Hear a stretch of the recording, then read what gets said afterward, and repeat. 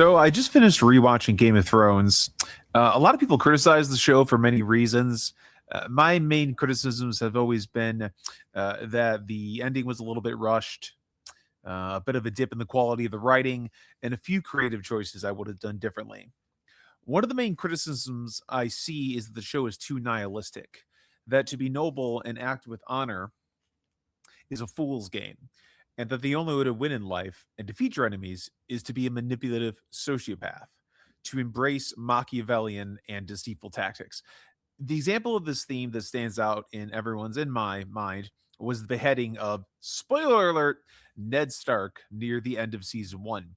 Ned was a strict man of honor, and the grace he extended to his enemies was not returned. They falsely accused him of treason and killed him. Ned Stark is one of the most beloved characters in the show because of the honorable way he lived his life and because of Sean Bean's portrayal of him. Everybody loves Sean Bean. If you don't love Sean Bean, then you're objectively wrong and you're probably a bad person.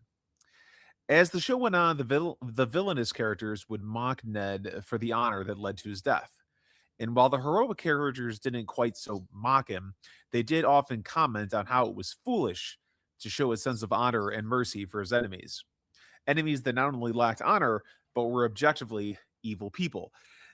There's been a war raging on X and on the right wing between the dissident right and the classical liberals for a long time, but it's mostly on X.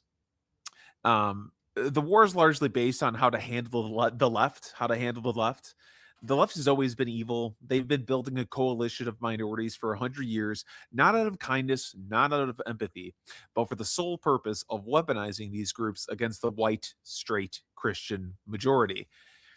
Now, the majority of the people on the left are good people. I know a few, and I love them. But their perception of reality has been altered in such a devastating and profound way, and they have been brainwashed into believing anything that experts say, that at this point they're willing to allow a bunch of insane queer people to groom and mutilate kids. But the politicians and the funders of the left who hide in the shadows, honestly, I have a hard time believing they're even human.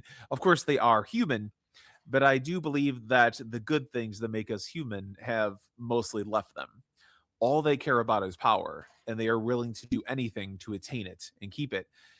Those who control the left remind me of how Littlefinger, a character from Game of Thrones, operated. He hid in the shadows, whispered lies into the ears of both villain and hero alike, pitted families against one another, and weaponized Ned Stark's honor against him, which ultimately led to Ned's death.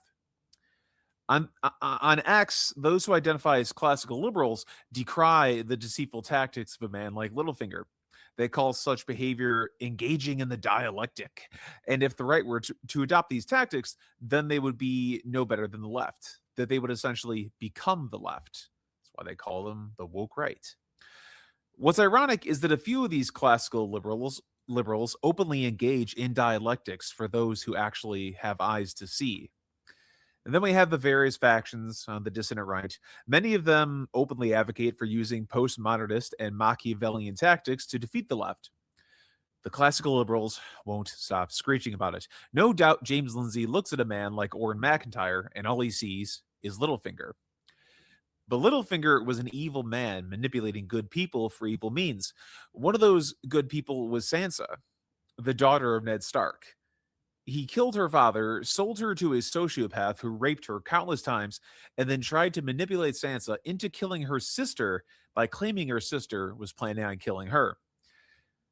Sansa, once a sweet and naive girl, spent the majority of the show held captive by the worst people in the fictional land of Westeros. She watched and learned from all of them, and in the end saw through Littlefinger's manipulations and deployed his own methods against him. She lied to him to trick him into thinking she believed his lies about her sister Arya. She gave him just enough rope to hang himself, and in the end ordered Arya to slit his throat after exposing his crimes. Sansa engaged in what James Lindsay would call dialectics, but because she was a good person and believed in honor, the honor that her father died to uphold, she was able to vanquish a dishonorable man. This is how we must treat the left. We want to stop them from grooming and mutilating kids. We want to put an end to the race war they've been trying to stoke for 100 years. We want to end the genocide of tens of millions of babies that they've carried out. There's many problems on the right, not going to lie. The transhumanists wearing the skin suit of the right must be stopped. I don't want to be slaves of the left, and I don't want to be slaves of the right. Though, truth be told, the people behind the transhumanist movement are neither left nor right. Their end goal is the same. The only differences are the particulars on how they want to reach that end. But studying the tactics of the left and deploying them against them does not make us the left. Are there some on the right who have similar totalitarian views as those on the left? Of course. And those people need to be dealt with. Transhumanist billionaires like Larry Ellison and Peter Thiel, and demonic grifters like Elijah Schaffer and Candace Owens alike. But to suggest that using deceptive methods to defeat literal psychopaths who murder and mutilate babies somehow makes us exactly like them is insane. It's childish, for lack of a better word. It's retarded, especially when the main proponent of this idea is a manipulative, deceitful, probable narcissist who engages in these tactics all the time while hypocritically screeching about others who are at least honest in their intentions. Sorry, James Lindsay. We must not be Littlefinger. We have to be Sansa. We have to learn how the enemy works, and when the time comes, we must soundly defeat them. It's just they've butchered too many children to be allowed to exist as a party. They have to be crushed. They can no longer ever obtain the office of the presidency. They already own almost all of society. So they have to go.